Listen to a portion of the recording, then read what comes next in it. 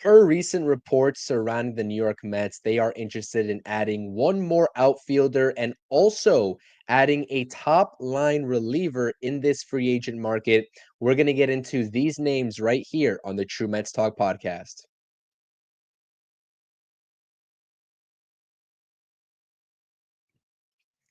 What's up, Mets fans? Welcome back to the channel. Welcome back to the True Mets Talk podcast. It's your boy CP, and we are talking about the recent reports surrounding the New York Mets in this offseason with the free agency market that is still on a little bit of a holdup as it pertains to some of the bigger names, Anthony Santander, Pete Alonso, and Alex Bregman. But the Mets are making parallel moves in hopes of strengthening the outfield core and also the bullpen and adding to an already pretty good existing core and trying to get into that elite category with the bullpen. Now, before we get into this video, please do hit those thumbs up buttons if you enjoy the content. We are not stopping in the off season. We got pre-game streams, post-game streams, everything else that you would want right here on this channel surrounding the New York Mets all year long.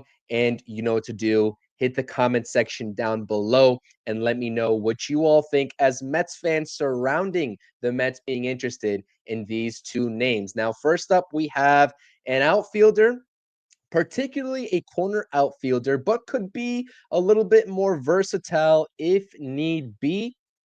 That is Alex Verdugo. Verdugo, who was traded from the Boston Red Sox to the New York Yankees last offseason. And the Mets also had some interest in Alex Verdugo and trading for him before he went to the Yankees. They are now still interested in Alex Verdugo, even despite a down year in the Bronx. You can see in 2024 in a Yankees uniform, he played in 149 games, predominantly in left field. He hit 233 with 13 home runs, a 291 on base percentage, and the OPS was down below 650. This is a question mark for me in terms of the Mets actually being involved in the Alex Verdugo sweepstakes, alongside some other teams like the Pittsburgh Pirates and the Toronto Blue Jays. Now, again, I understand that they have had prior interest and that they've identified Verdugo in the past as someone that could make an immediate contribution, but with also the current outlook of this roster, right? And the personnel that the Mets have, Brandon Nimmo, Tyrone Taylor, Juan Soto, Starling Marte, and Jose Siri, that's five outfielders already right there. What are the intentions of adding another corner outfielder? And this isn't something new that we've seen from the Mets in trying to add an outfielder, particularly in the corner. They also had a 2-year offer to Teoscar Hernandez on the table just a couple of weeks ago before he went back to the Los Angeles Dodgers. So this tells me two things, or at least it tells me that I should be questioning probably two things. Are they still trying to move off of Starling Marte via a buyout or via a trade, which is probably likely? But two, if that doesn't happen, are they trying to answer the DH position by having Brandon Nimmo potentially being a hybrid platoon DH, given some of the injury concerns that we've seen throughout his career and also in 2024 in dealing with that plantar fasciitis in the foot? This is something that us Mets fans have to start questioning now, what the actual sentiment is here and what Brandon Nimmo's outlook is as an everyday outfielder, given their pursuit and their aggressive and constant pursuit of more outfield help. Now, again, I think that there are a lot of other names in this mid-tier level as it pertains to outfielders that I would rather go down. You still have Jerkson Profar out there. You have Kike Hernandez that could be a great option, and Jesse Winker as well. Now, granted, Jesse Winker doesn't have that elite defensive capability that Alex Verdugo does, but he's a much better offensive weapon than Verdugo would be. And that's where I'm trying to figure out. Winker would be more so of a DH caliber player on more so of a platoon slash everyday basis. But if they're trying to move Brandon Nimmo over, they could be prioritizing a better defender in that corner outfield spot if and when Brandon Nimmo makes that transition over DH. But by adding more outfielders into the mix with Starling Marte potentially, right? This being his last season as a New York Met, the Mets could be looking at going down that route, particularly more full time in 2026 and beyond as Nimmo gets older and some of those injuries start to present themselves more. They could try to get him off of his feet and be that DH. But again, Verdugo, if this signing were to happen, I would imagine it being a 1 or 2 year deal. And if that's the case, then why not just go the extra third year and bringing on a better caliber player in Jurickson Profar? And if it's a 1 year deal, why not just get the better offensive guy in Jesse Winker? And I think a lot of Mets fans are also questioning that. But you see here the difference in the 2023, the 2024 numbers, a lot of things that were down with Alex Verdugo. And this downward trend or spiral isn't just from 2023 to 2024. You can see this downward trend present in the offensive metrics with Verdugo ever since 2020. Now, I will say again, he is a very elite defender. And he spent a lot of time in left field in a Yankees uniform in 2024.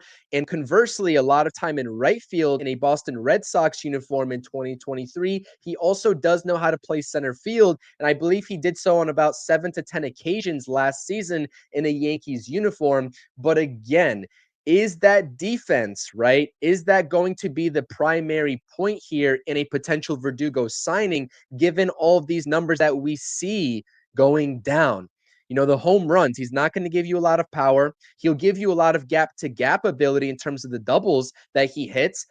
3 of the last 4 seasons, he's posted 30 plus doubles. But when you take a look at the OPS, the on base percentage, right? Everything of that nature, the weighted runs created plus that comes from Fangraphs, I don't see this being a good fit at all. And I would rather the Mets not go down this route. So we'll see how this plays out in terms of the Verdugo sweepstakes as it pertains to the New York Mets. But the other name that we are talking about is a guy that I'm definitely interested. I'm still a little bit skeptical if the Mets are going to be able to swing a deal to bring in this reliever, but his name is Tanner Scott. Yes, Tanner Scott posting a 1.75 ERA, 1.13 in the walks and hits per innings pitched category, over 72 innings of work in 2024. This is a guy that if the Mets are committed to bringing into this organization would be such a lively addition, not the best 1-2 punch in the back end of your bullpen to close out ball games with himself and also Edwin Diaz as your closer. Now, the recent reports surrounding Tanner Scott are that this is something that they're interested in significantly, but on a short-term deal. And you see Spotrac's market value for Tanner Scott is for 4 years, $65.5 million. Regardless of lefty righty, right? Tanner Scott happens to be a lefty, which is what the New York Mets need, which is what I stated in our last bullpen targets video on this channel. I'll link that if you missed it in the description down below. But again, lefty or righty, it doesn't matter. Tanner Scott is one of the better relievers, and he could be an elite closer at the major league level, and he has the ability to get paid as such. So if this 4 years is what he wants and what he's sticking to, the New York Mets are definitely not going to be in on that market. I am very confident in that. But on the off chance that Tanner Scott is willing to take a short-term deal for higher AAV, this could play right into the Mets' hands in terms of bolstering this bullpen. Again, the walks are still a little bit of an issue with Tanner Scott. We saw him get into some trouble with those walks in a Padres uniform, but his body of work, whether he's facing lefties or righties, it doesn't matter, because when you see that ERA, when you see the walks and hits per innings pitched, especially in a reliever that's posting north of 70 innings pitched in a single season, that's something that has to excite you. Again, still a little bit skeptical that this happens because he is going to have to want to take a 1 or 2 year deal with high AAV, or maybe a 3 year deal with an opt out after the second year versus a straight 4 or 5 year deal. But if he's willing to do that, the New York Mets are in great shape. And just the fact that they are actually willing to meet with Tanner Scott and they have already met with Tanner Scott, this isn't something that they just have interest, quote unquote, from a report. They have actually met with Tanner Scott in person and his representation, which is a fantastic thing. Now, if you take a look at, and this is a big what if, but the 2025 Mets bullpen outlook with Tanner Scott's name right there in the mix, Edwin Diaz, Tanner Scott, and this is the philosophy that I talked about in the previous bullpen video that I posted, having the ability to move Daniel Nunez and Reed Garrett down into more of a sixth and seventh inning type role for those two players, and using Sean Reed Foley and your long man of whoever it is, Tyler McGill or Griffin Canning. This provides you the utmost flexibility. And if the Mets are able to give this bullpen the lead with Tanner Scott, lefty, throwing 97 to 98, and then coming right back in the ninth inning with Edwin Diaz, 98, 99, 100, with an insane slider that has great movement. So again, I'm getting a little bit too ahead of myself, but I like everything that I'm hearing in terms of the Mets' interest. Let me know what you think about the actual fit of both of these guys, Alex Verdugo and Tanner Scott. Until the next time, it's the True Mets Talk podcast. It's your boy CP bringing you all the latest and greatest Mets news this offseason. Till next time, I'm out. Peace.